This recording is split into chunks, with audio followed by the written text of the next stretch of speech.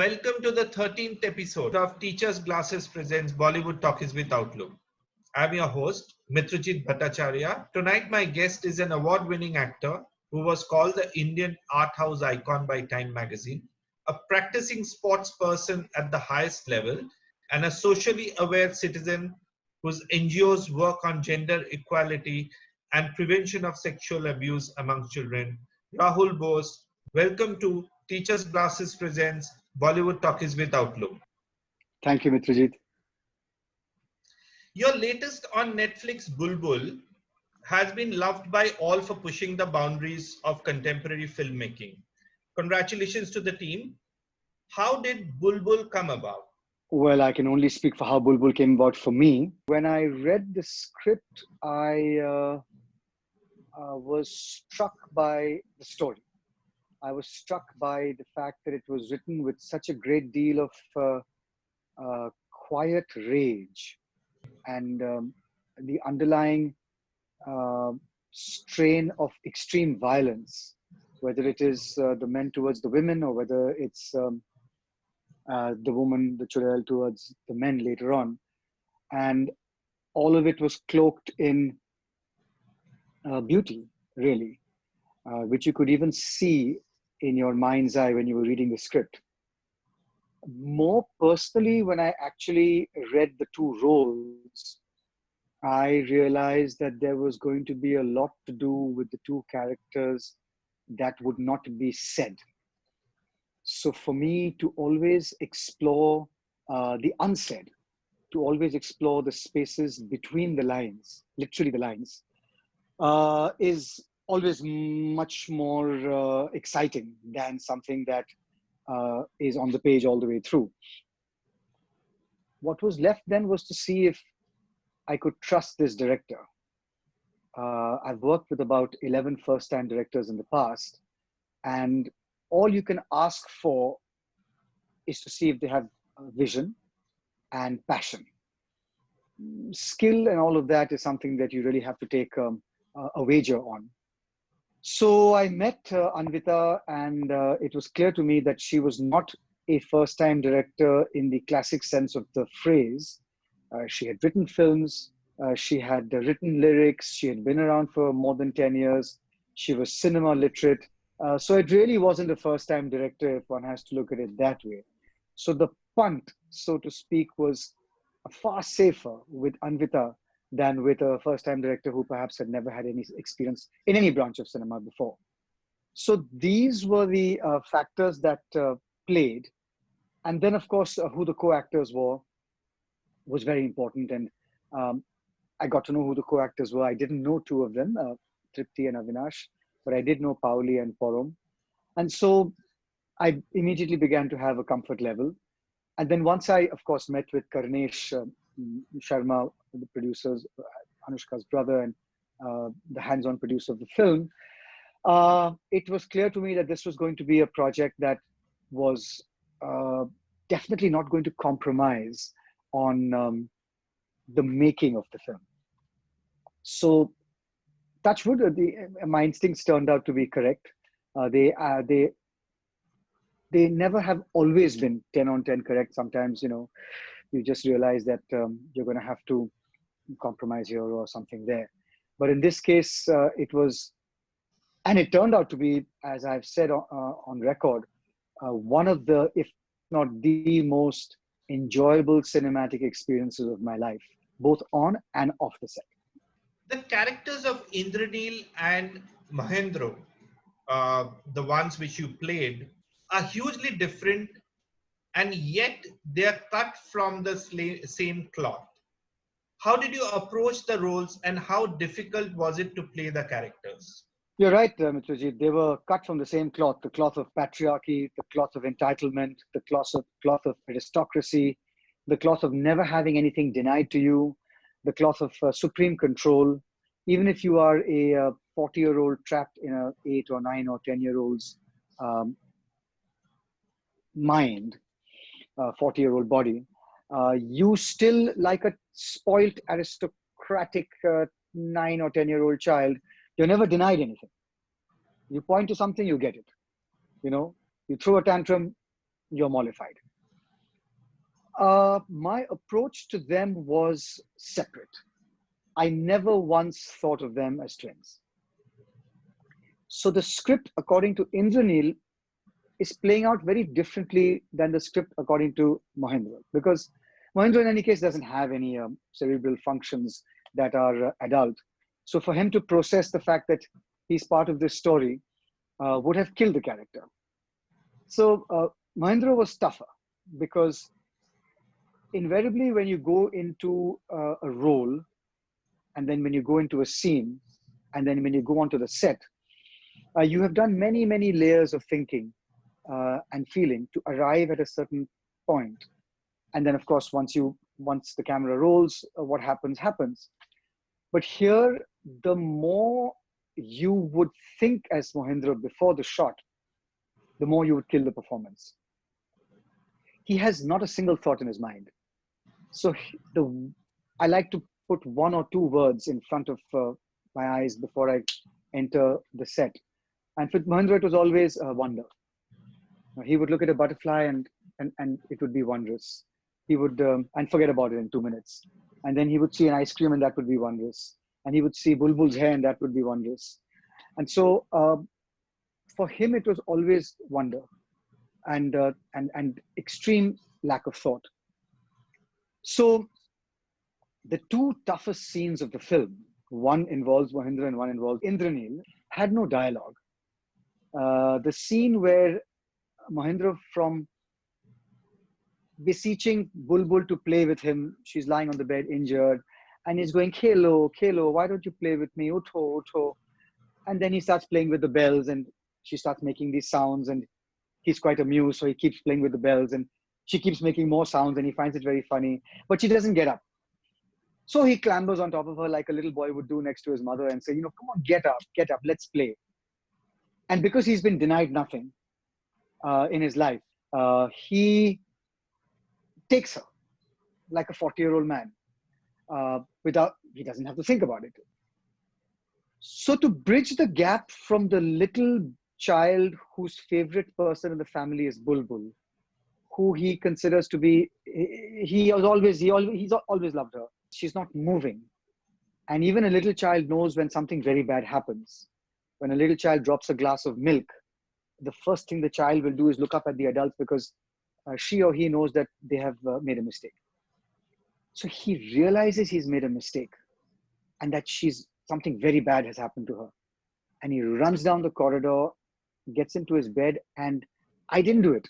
I did nothing. I wasn't even there. Children will do. This bridge, Mitrajit, is without any words. There's not a single word. And if you look at it in screen time, it's 1 minute. So to actually do this and to make it credible from Khelo, Khelo, Utho, Utho, to this and then to that, in the script, it's Mahindra goes astride her, then runs down the corridor and hides or jumps into his bed. That's it. It's 3 lines on a script. But the arc of the character, the entire appreciation from the audience's point of view of Mahindra depends on these 2 minutes.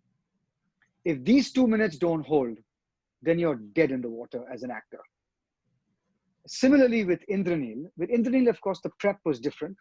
The prep was more cerebral, patriarch, aristocrat, kind, mature, sensitive. I don't believe he touched his wife sexually when she was 7 or 8 years old. I believe he waited for her to grow up to be, 15, 16, however incorrect it might sound today. But in those days, for him, it was, let her be of age, so to speak. And then the fatal flaw of jealousy that he has in his character. But again, from the time that he sees those stray bits of burnt paper flying out of the hearth, the fireplace, where there is Satya, there is Bulbul written, and some fragmented words of perhaps love letters. From that moment of anger, hurt, possessiveness, jealousy, he walks across to the bathroom, and in those 25, 30 steps, he changes into incoherent rage. into cruelty and violence. So again, there's nothing for the actor to say like, Bulbul, why did you do this to me? Why do you torture me, Bulbul?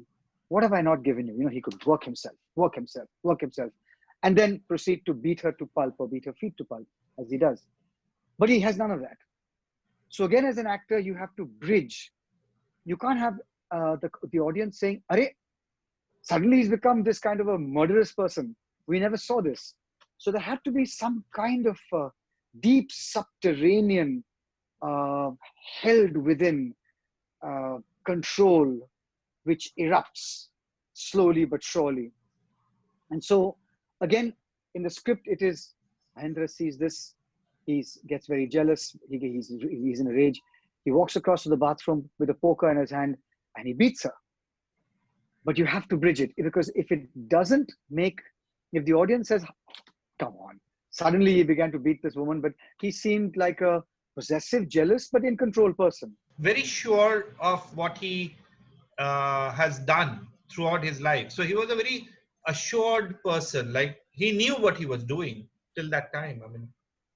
And then even after he finishes beating her, the next day when he leaves, he knows he's done something really bad, but he's completely never going to admit to it. If anybody were to ask him, he would say, it's her fault. What have I not given? I've given her everything. What did she have to like? Why did she have to do this? But notice he doesn't break to pulp and beat to pulp his brother's feet, Satya. It's only the girl, it's only the woman, it's only his wife. So these were the great subterranean challenges in both characters.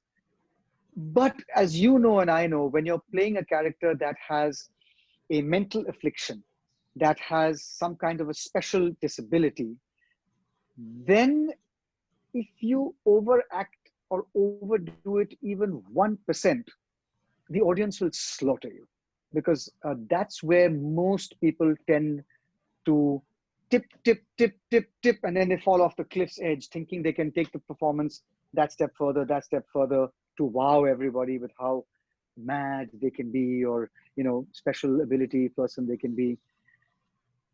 Part of it is to do with the performance, and part of it has to do with the way Anvita has used my performance. In the hands of an insensitive, tone-deaf director, they can choose the wrong takes, just the wrong takes, and make your performance into a laughing stock. So a huge amount of credit should go not only for Mohindra, but for Indranil and everybody in the film for the taste and the pitch that the director has chosen for each take, which I think was almost impeccable. Another thing which stood out in the movie for me is the production design. And I think that was something which we have not really seen in a long time. So would you like to have a take on how the production design worked out for the film? Well, first of all, production design has to be a film appropriate and has to lend a texture to a film that makes the cinematography look better, that makes the world more real, that makes it easier for the actors to respond in that particular moment. This is clearly a film that announces production design, because the design itself is so beautiful. But if you look at it, it is appropriate to the era and appropriate to the fable-like quality of the film. The costumes, the alta on her feet, the jewelry, the pan, the setting, everything has got this lush, luxurious, rich, idle-rich kind of sense to it. Oceans of space, many corridors, big rooms, lots of, obviously attention and care that is being lavished on this family.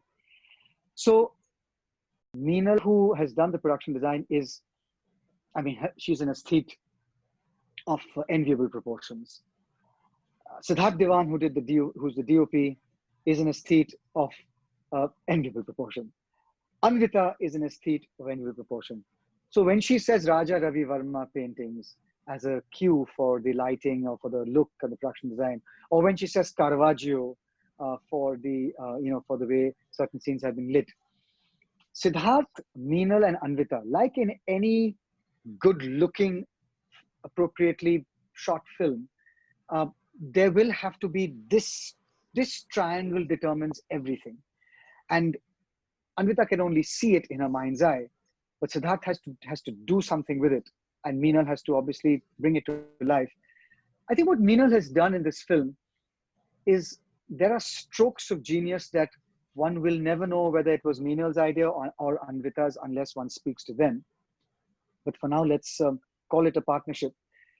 Even the Jatayu and the Sita Haran at the back, and when I never look at myself on the video assist. I haven't done it for 20 years. I'm not interested in my performance. If the director wants me to do it some other way, I'm happy to do it. If the director can't communicate something to me and says, listen, just come to the video assist, you're not quite catching this light, or you're not quite, this is an odd angle. I'm seeing one half of your eye. You have to move a little bit, then I will. Otherwise, I don't. But when they asked me to come and look at the frame of how Indraneel is looking when he's beating Bulbul, I mean, it's mythic, Mitrajit. It's really mythic. Now, that is an example of the DOP and the production designer making the acting even better.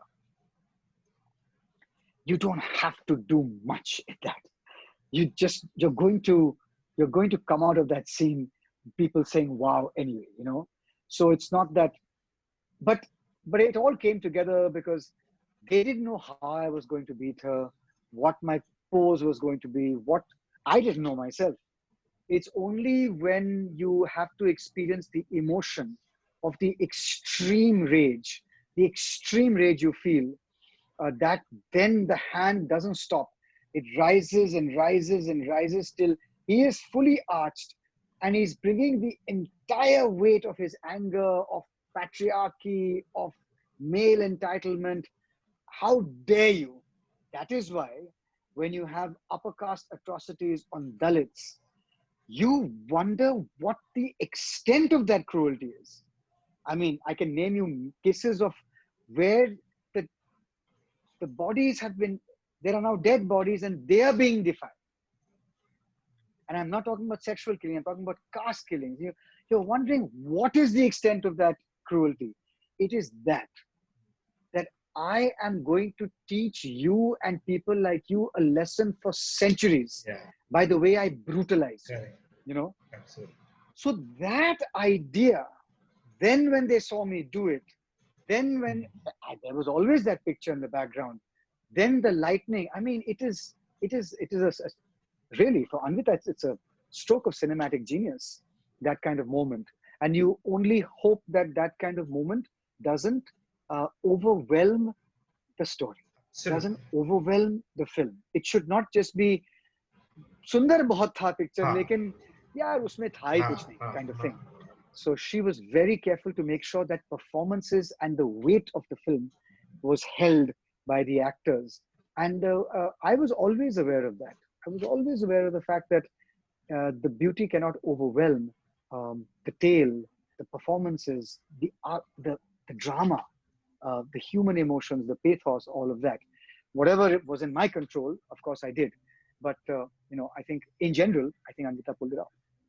You are a quintessential Sobo person. Cathedral School, Sydenham College, rugby, boxing, advertising, copywriting, job. How did Dave Benegal's English August happen? I was asked to audition for that role based on a play that I was doing with another fellow South Bombay actor, Rajat Kapoor, with a South Bombay director, Rahul Bose, in an English play that's very South Bombay, called Are There Tigers in the Congo, in South Bombay at the Max Miller Bhavan, where Uma Dakunia, Rahul Dakunia's aunt, who also lives in South Bombay, was watching, and she was the casting director for Dave Benegal's English August. And so she saw me there and asked if I would be interested in auditioning for this role. And now who wouldn't? Once I read the book, I was like, my God, I would love to. The audition process took a long time. Dave had earlier cast a gentleman called Parvez Merchant, who was a very good actor, who was, I think, Dance of the Railroad. He had done a play, and Dance and the Railroad, maybe? Anyway, and for some reason, Parvez didn't work out. And so Dave was looking for somebody to cast again. And I suppose he was even more careful this time.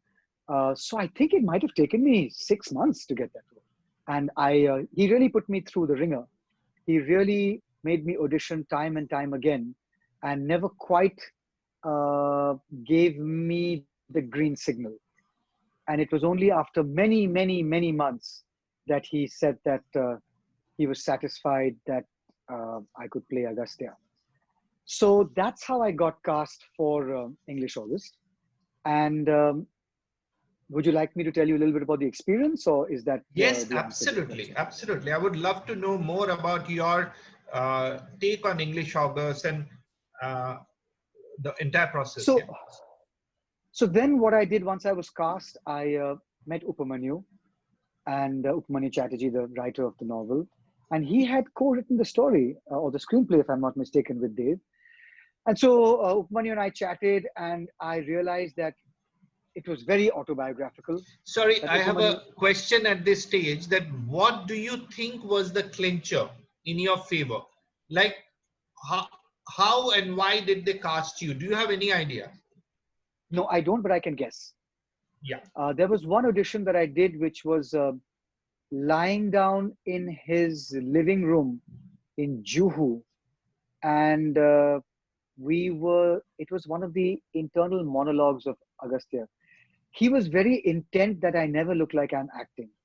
He was very intent that I throw all the lines away, mumble them incoherently if need be, but absolutely never ever just be slack and real. And I was lying down, literally lying down. He was filming me on top, and I was just what was supposed to be voiceovers. I was saying them. I don't know what I'm doing here, and that the collector. Oh my God, what a guy! You know, that kind of stuff. Just like murmuring to myself about the different people I've met, and like, how long I have last. Just I don't drink. I don't like, I'm never gonna. No, whatever. And I think it was that after that audition that at least I felt that he began to reveal a spark in his eyes about the fact that, yeah, I think this guy can pull it off. But to be dead honest with you, I don't think Dave was entirely sure, even while shooting the film. Okay. Unless that's Dave's way, in which case I don't know. Unless that's just his way of being. But he never gave me the security of like some other directors will come and put their arms around you and hold you Yeah. and hug you and say, "My God, you're incredible." Dave was quite the opposite. So I think in that respect, if you looked for affirmation from Dave, he's a reticent person anyway. He's a quiet person. He's reserved. So, you just have to work with different people. And that was fine. But getting down to, so I really actually believe that he might not have been 100% sure that I was going to be able to pull it off till God knows, maybe till he was editing the film. I don't know. When we began to shoot, so I met with Upmani Chatterjee. So what I always do is I create the biography of the character from the age of 0 to the point of time that the film begins. And then I let the script take over. I didn't need to do much. This was a book. It had been written with density and with grace and with humor. So I could easily see his entire biography. But sometimes you didn't know whether, sexual orientation you did know, but how many times had he had sex? Music you did know, but did he also have other kinds of music? Ex-girlfriend you had some idea of, so just a very little bit needed to be filled in by Upamanyu. So he was very amused when I was talking to him about the questions I was asking. Then I went to Stephen's and I checked out the college. Then I went to typical Stephanian parties in Delhi at the time, 1992 and 93. And, hung out with people who spoke this kind of lingo and generally sort of imbibed the whole Delhi vibe that Agastya has going for him. The Kolkata vibe, since I'd been going to Calcutta since I was a child, I was quite familiar with that kind of vibe, but not the Delhi vibe. So all of that filled in the little blanks that were left. And then when I began to shoot, it was in Narsipatnam and Vishakhapatnam and Bhimlipatnam. We started, if memory serves me correctly, the land records office scene, which was in Narsipatnam. And that was a very difficult shoot, that stint, because at the time, I don't know how much it is developed right now. At that time in undivided Andhra Pradesh, it was nothing more than a small town. So, there were food problems, there were hygiene problems, there were hotel stay problems, all of that, like you would imagine. But Anup Jotwani, who did the camera work, and Anuradha Parikh, who did the production design, Dev, who had a very clear idea of what he wanted, the fellow actors, Salim Shah, Tanvi Azmi, and they were all so good. Even the character actors were wonderful. So the feeling was very, very secure artistically, that you were doing something that was going to be really good. But it's your first film.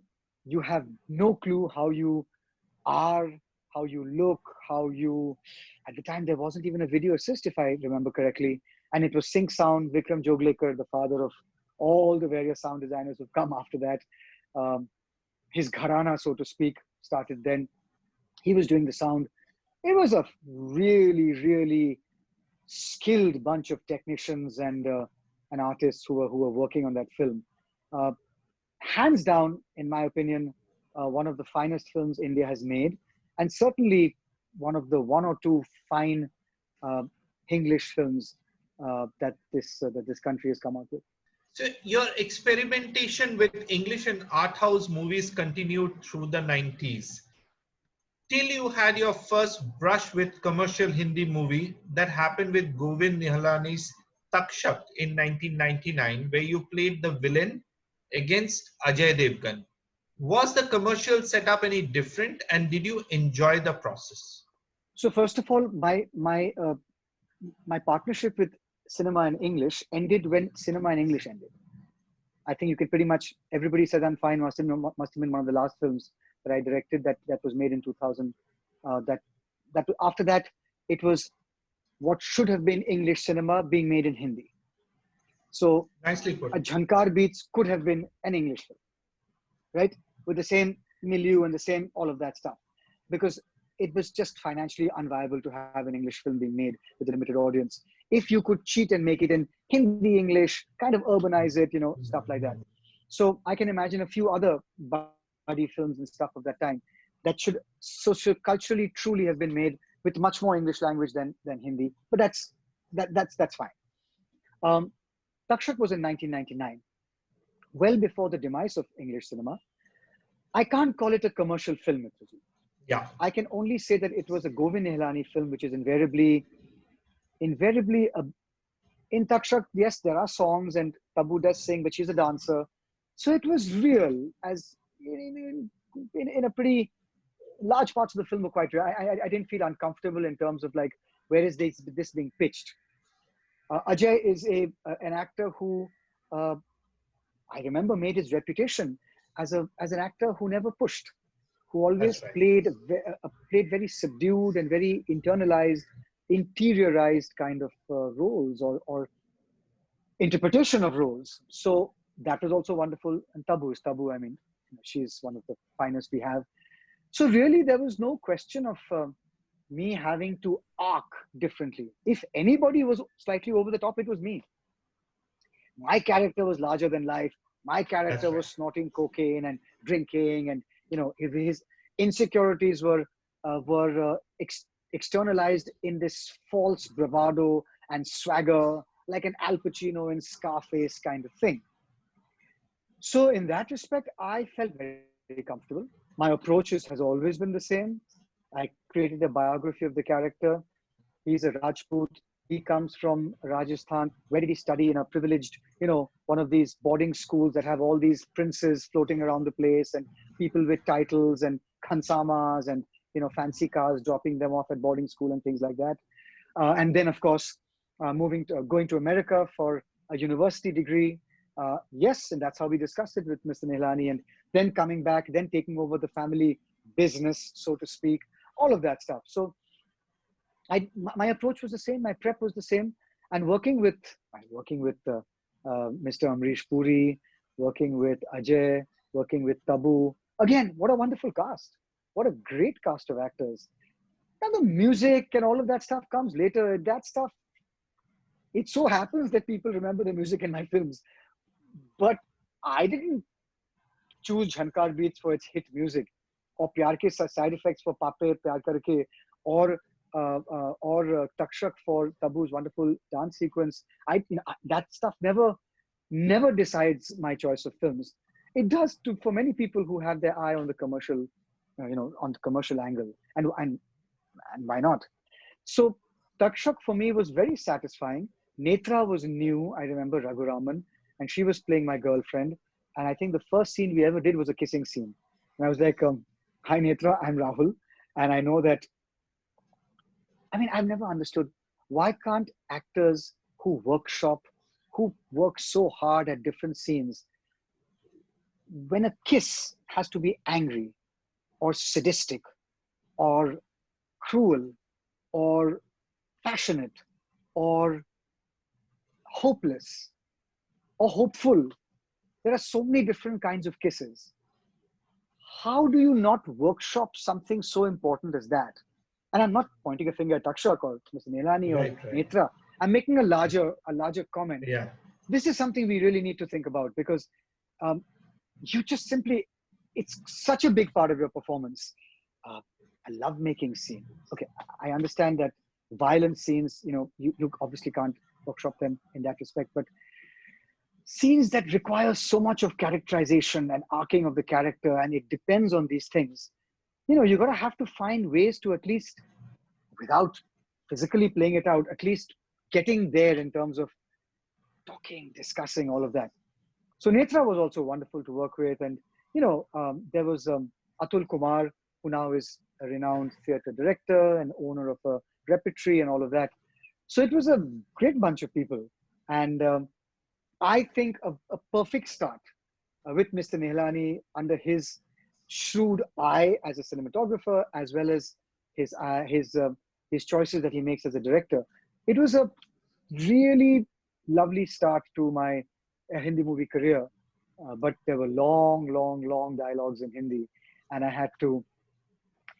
now when I look at Takshak, I'm thinking, ठीक है, मतलब थोड़ा और तो मेहनत किया होता तो शायद, it would have been slightly better. But an actor thinks about. But that's always the case with actors. You look back something which you have done with 21 years with ago. Actors, with cricketers, with everybody. Anybody who's seeking to move forward in life always looks back and says, I could have done that better. Career spanning close to 3 decades now, yet it's very difficult to box you as an actor. On one hand, you have done art house movies like Mr. and Mrs. Iyer, The Japanese Wife, 15 Park Avenue, with a director like Aparna Sen. And on the other hand, you have enjoyed your stint in commercial movies like Jhankar Beats, Pyar Ke Side Effects, Chameli, Chain Kuli Ki Main Kuli, Shaurya, Dil Dhadakne Do, etc. What's the trick to balance between the two and come out a winner each time? Gosh, I don't know what the trick is. I think to choose something that interests you, and you think that if you like the story, if you like the spirit of the story, that people will like it too. So I think that I've never looked at whether this is going to be an art house movie or a commercial film. I've always looked at it as a film, but I have recognized very clearly the pitch of the film. Pyar Ke Side Effects is played at a certain pitch, which is slightly high. Right. If you play Sid in Pyar Ke Side Effects at the pitch that you're playing Indraneel and Bulbul, you'll be lost. Right. So you have to latch on to the pitch of a piece. And then, if the violin and the drums and the guitar are loud, then the vocalist has to be of a certain volume also. Right. That's what I mean. As far as the oscillation between art house and commercial cinema is concerned, I've always looked at it as an oscillation between genres. Right. Some days you want to do a comedy. Right. And after doing 4 comedies, even if the greatest king of comedy, Charlie Chaplin, walked up to you, you'd say, you know what, I can't do a 5th one. I want to do something more with more Right. gravitas. And so Right. it's also a question of appetite, about changing the taste in your mouth every now and then. Um, Mitrajit, I believe a career is made not from what you say yes to, but what you say no to.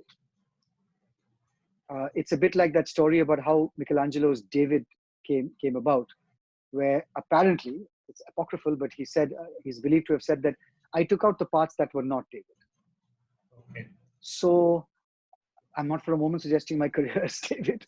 I'm just saying that I think it's very, very important to say no to many things.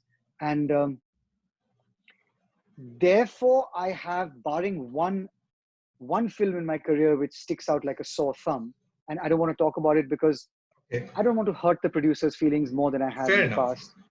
past. Barring one mistake, which the fellow actors were the best actors in the country, and it went wrong. Barring that, I have very few regrets. And unlike a banker or a gardener or a fisher person, the mistakes you make in cinema live forever. That's right. They just don't go away.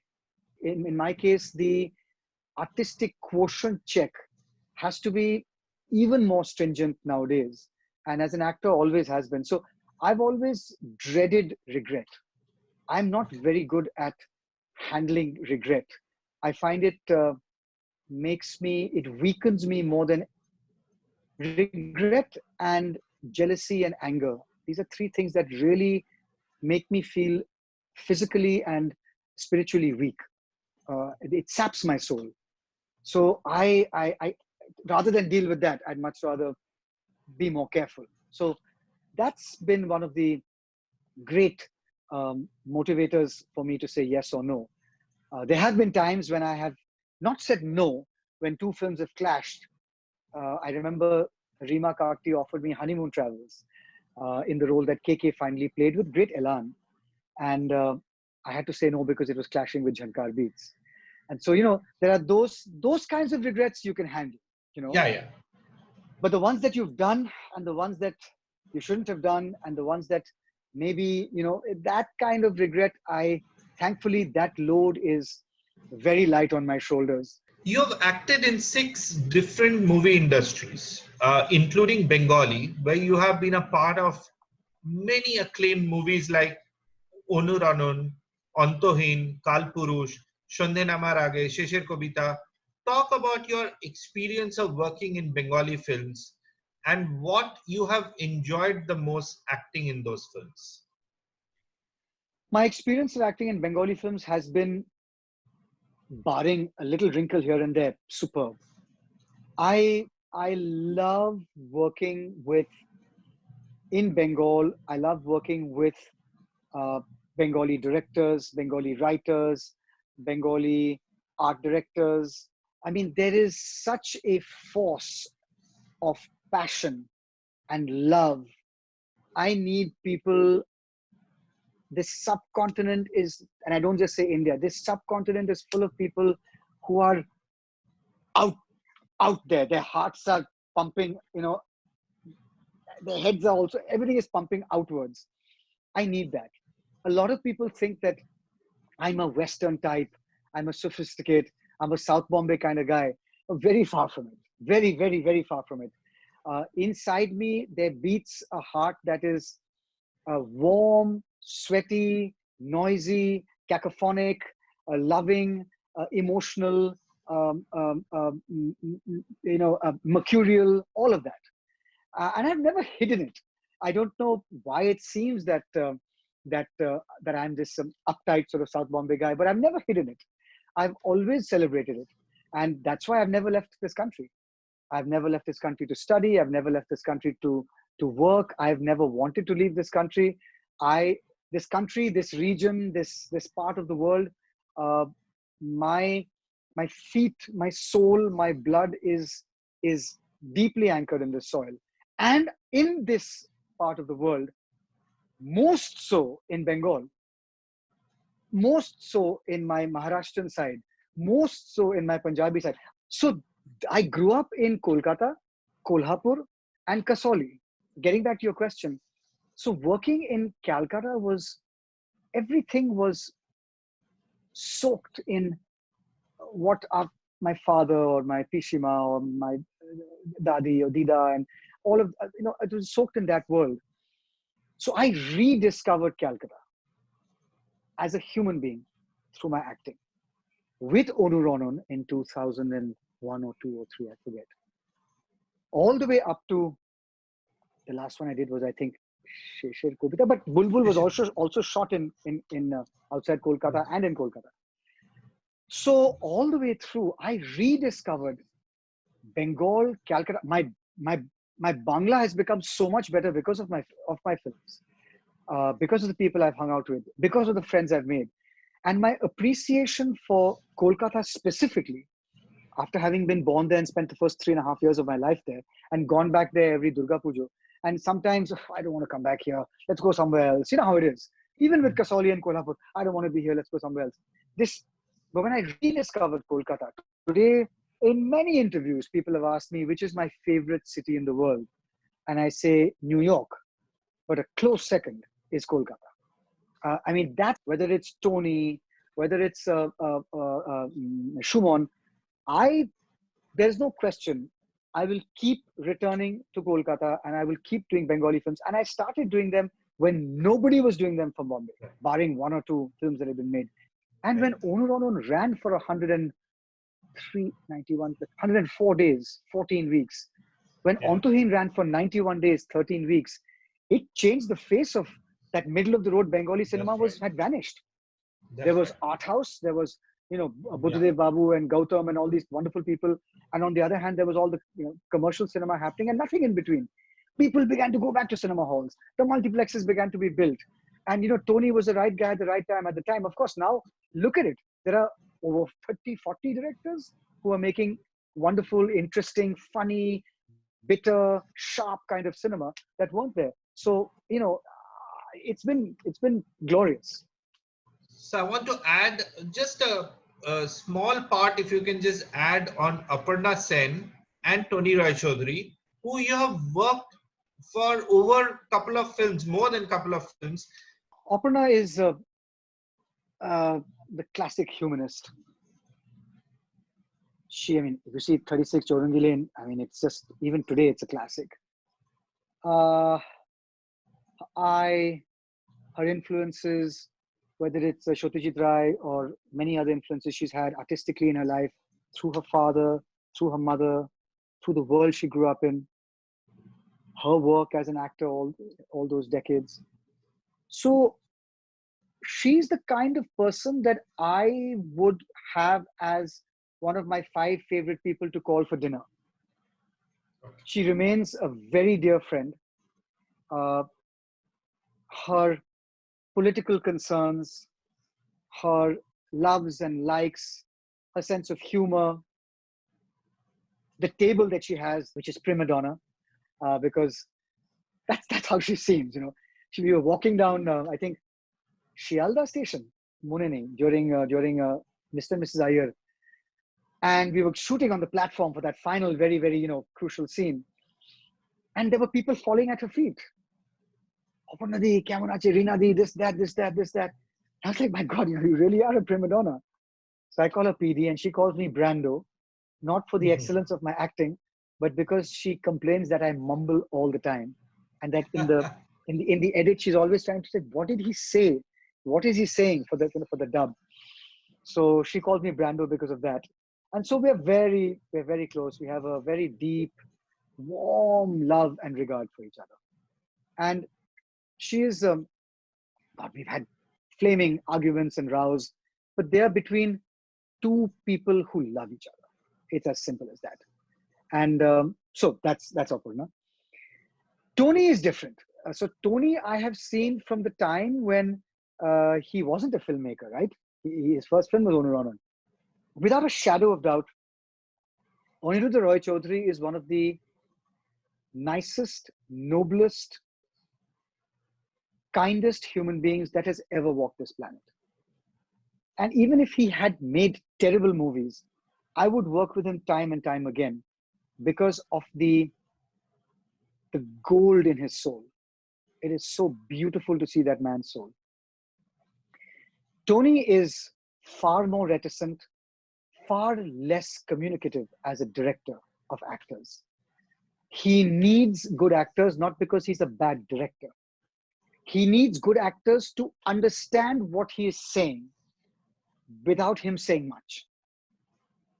He's a deeply sensitive man.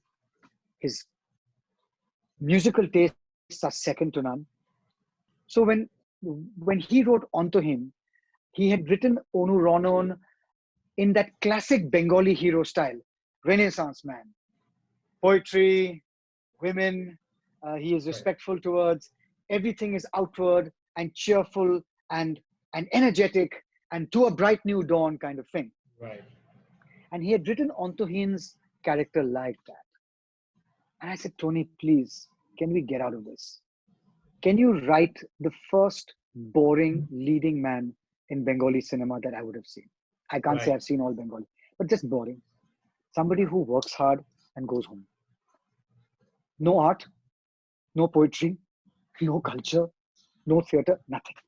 He just works. He's almost from another part of the country. It would seem, you know, no refined sensibilities. Right. Let's write him like that.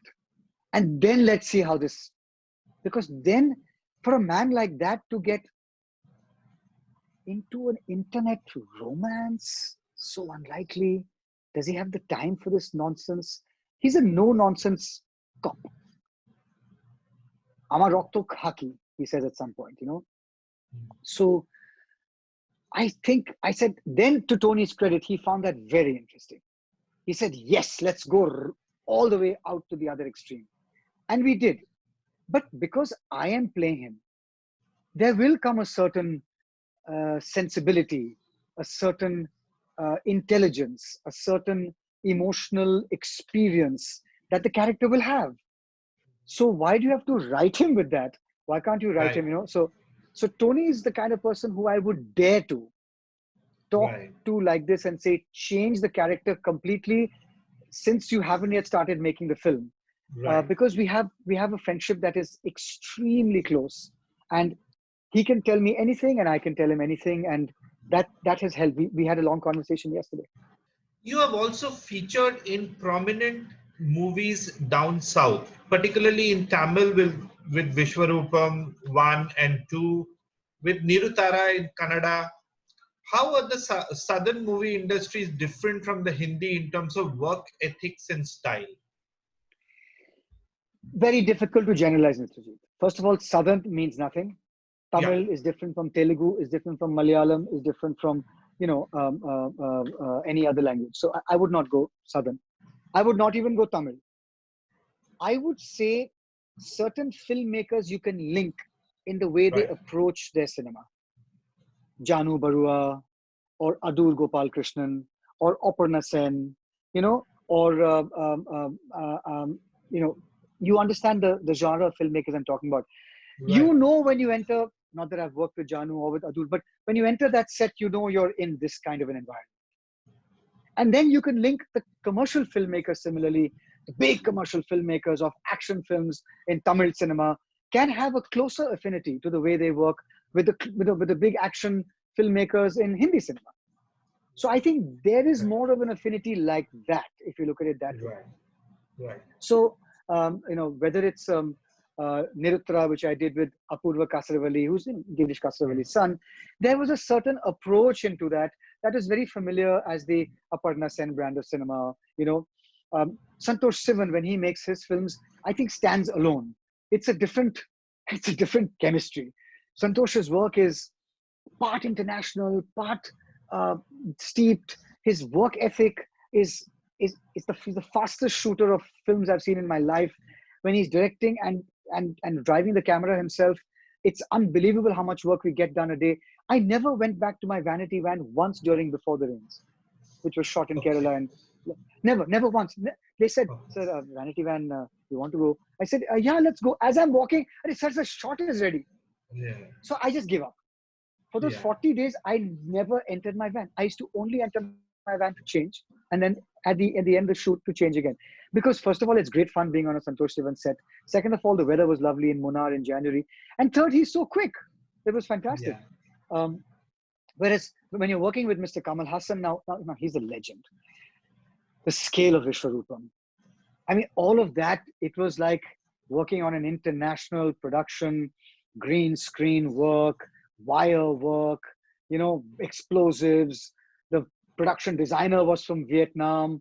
The makeup guy was from America who had done prosthetics. The guy who was doing explosives was some other exotic part of the world. So you were on an international set. It was just that Mr. Kamal Hassan was there, and there were actors who were from all over the country. But otherwise, it was very much part like, I can't imagine comparing that kind of an experience to anything else I've done in my life. So your first and second directorial were separated by more than 1.5 decade. Talk about the process of choosing offbeat subjects. Like everybody says, I'm fine. And then after many years, Purna, Courage Has No Limit. What do you enjoy about directing the most? And why have we not seen you more often as a director? I decided to direct Everybody Says I'm Fine when I wrote the story, and I loved it so much I didn't want to give it to anybody else. Okay. I, at that time, was 5 films old as an actor. Right. So, 2001, right? so I can't even say that I had learned direction through years and years of being an actor. Right. But it came very naturally to me. I had directed on stage before. It came very naturally to me. If you see the film now, it's very unique in its story. That's right. I can't see something like that. It's just magic realism meets a chamber piece. Even people in the West were like, how did you think of a story like this? Yeah. And so both the awards I got for it were from the West. It was, at its heart though, it's actually a deeply emotional, in my opinion, universal film. Everybody says I'm fine, but nobody is. And the best way you can be fine is to admit you're not. And that's the heart of the film. Yeah. If you look at the filmmaker who made that, and there cannot be a riskier film to make, and you spent 2.5 crores on it at that time. And it was the only English film in history in India to get distribution through Panorama Entertainment, an American company in 17 cities in America. The reviews, LA Times review, the reviews we got in the Philadelphia Inquirer, and I mean, the reviews were also extraordinary. Some of the reviews were bad, but some of them were very extraordinary. And then after that, I was at the top of my acting career. So it had nothing to do with not wanting to direct. It was to do with, I was getting great movies after that. I mean, Chameli, Shaurya, Pyar Ke Side Effects, Chankar Beats, Onuronon, Ontohin. Every single film happened after that. I'd only done Takshak, Bombay Boys, and English August before that. I think that was it. I'm not even sure I'd done 5 films. So my whole career was ahead of me. It's only when things began to slow down discernibly by 2012, 2013, that I began to think about making a new film. And as I began to think about that, and as I began to, I mean, if you look at Purna is a very, very different movie. It is very, very commercial. You know the beginning and the end. It's a James Bond film. Little girl climbs Everest, becomes youngest to climb Everest, holds tricolor on top of mountain, and clap, clap, clap, clap, clap. That's it. But I don't know whether you've seen Purna. Yeah. Amitav Ghosh saw the film, Aparna saw the film, some Mukul Keshavan saw the film. None of them were prepared to see a film that had so much of her backstory, of where she came from, of the sociological comment about patriarchy, about being a girl, about orthodoxy. Um, all of that was done in a very, actually in a very seamless way. It wasn't polemical. It wasn't heavy. You shot in the village she comes from, right? If that is that correct? Of course, in Yeah. Pakala. Yeah. But when she summits, it's only then you realize the journey that this undereducated, underfed, tribal, Adivasi girl has traversed. You then go through that journey, and it's, so my take on this, on a tale like this, is very different from the take of a big action filmmaker, you know. Right.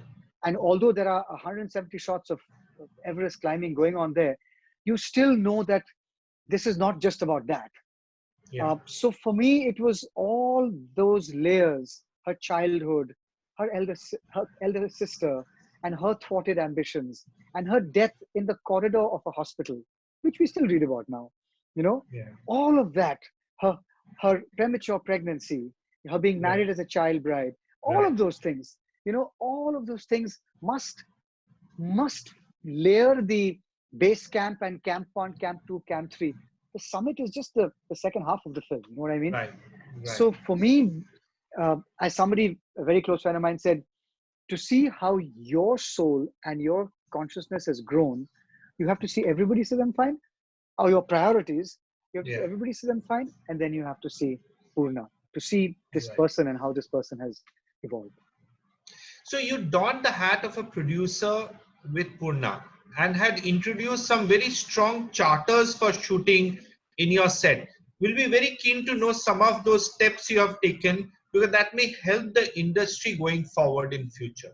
Oh, I've given all the charters to my friends Yeah. who are producers, and I've asked them to use it. Yeah. There was a green charter which Right. said that we will not use any material that is not recyclable. The Right. only thing that we had to agree on was uh, the use of plastic bottles, because at Right. that time, these fancy steel bottles and stuff hadn't come out. But otherwise, the plates, the glasses, the cutlery, the crockery, everything was either mud or glass or paper, everything that could be recycled or washed and reused. We had dustbins the size of me that were carried up 15,000 feet in January near the border of Indochina and Sikkim, where we were shooting, to Pakala, 45 degrees centigrade. We left every place where we shot cleaner than it was before we went there. And for me, very important is the comfort of the women on the set. And Okay. I can't bear to see women desperately looking for a bathroom in trying conditions, or not going to the bathroom for 14 hours. So we had portaloos, porter cabins, cleaned every 10, 15 minutes wherever we went. Unless the women said to me, there are good conditions here, we don't need you to get porter cabins or portaloos. Right. So it was my sworn mission to make sure that every woman was looked after in terms of this very basic thing wherever we shot. That's one. Two, we had a sexual harassment charter Okay. where we had a committee that had nothing to do with anybody making the film. Nandita Shah and Nandita Gandhi of Akshara were on that committee. Any complaints, posh complaints, would go to them. So every single woman was told, every single man was told that we have a sexual harassment charter. It was read out to my entire crew so that they knew what was acceptable, what was unacceptable, and the women knew where they could go, or even the men. So that was the second charter. And the third charter was a child labor charter, which was, we have Fantastic. lots of child artists on our film. Right. So I created a protocol that no child will work for more than 8 hours a day, but no child will work for more than 4 hours at a time. And every 4 hours, the child will take a 1 hour break. And every child will have their dietary preference told to us. And whatever is available in that region, it will be cleared by the child or the child's guardians or adults accompanying them to okay the food. Every child will have a teacher or a coach or a tuition teacher, either appointed by them and paid by us, or appointed by us for the child to do homework and never miss school. So all of this was communicated to the parents, to the elders of all the children, because we had, at one time, we had 40, 50, 60 children, who were climbing mountains. And I would personally, go meet them, have lunch with them. But these charters, I thought, were very, very important for people to understand that thus far and no further. This has to be laid down.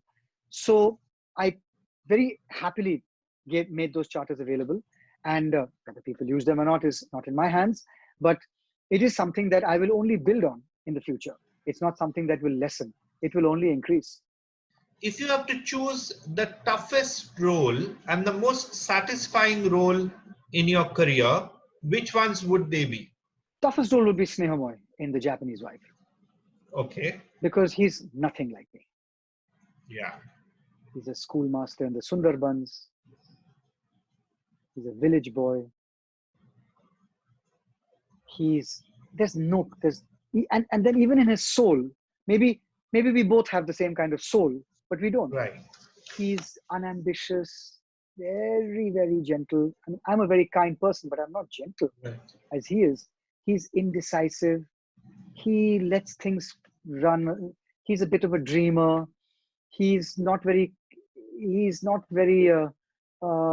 precise, disorganized, doesn't know where his glasses are sometimes, a bit of a fumbler. There's something little Chaplin-esque about him. So to get to Snehamoy was a long journey. And I didn't get to Snehamoy till maybe 2 days before the shoot. It was very, very, very harrowing. I spent time in the Sundarbans, it was just a lot of cycling with an umbrella and a dhuti, but it has to seem like he's breathing. You know how some of these people do the most challenging physical things with the least amount of effort because they've done it all their lives. They're like water. Yeah. Snehamoy is definitely the toughest role I've done in my career. And the most satisfying one? Snehamoy, Indranil, Mohendro, and in a strange way, I Am. Okay, interesting. Onirs. Yeah, I had to play a homosexual who is caught in a compromising position with another boy at Bandra Bandstand. So it was a very dark space it took me into. So in a way, I found that to be to carry that off was very rewarding. I'm not saying it's the best role of my career. I'm saying it's possibly the most, you're talking about when I felt I've done something here. Right. But there have been moments in all the other films, but English August, Mr. and Mrs. Iyer, you know that Rahul can do this. Favorite international movie, actor and director? Just one word answers. Daniel Day-Lewis. Okay. And a movie? And a director? Most things that Terrence Malick makes. Director, Terrence Malick. Favorite Indian movie, actor and director? Coco, Konkona. As an actor, Satyajit Ray. The Oppu trilogy. I mean, one of the greatest. Oh my God. But whether it's Jalsha Ghor, whether it's Aurum Nadin Ratri, what do you say? What do you say about an incredible oeuvre? One word answers, that's it. Places in your bucket list? Machu Picchu. Favorite restaurant in the world? 11 Madison Park. A director you would love to work with? Meera Nair. A Rahul Bose biopic would be called? Short and sweet.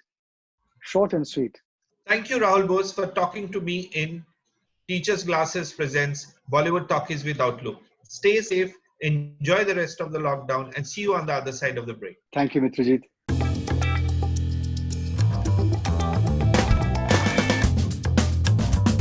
To bridge the gap from the little child whose favorite person in the family is Bulbul, who he considers to be, he's always loved her. She's not moving. And even a little child knows when something very bad happens. When a little child drops a glass of milk, the first thing the child will do is look up at the adult because she or he knows that they have made a mistake. So he realizes he's made a mistake and that something very bad has happened to her. And he runs down the corridor, gets into his bed, and I didn't do it. I did nothing. I wasn't even there. Children will do. This bridge, Mitrajit, is without any words. There's not a single word. And if you look at it in screen time, it's 1 minute.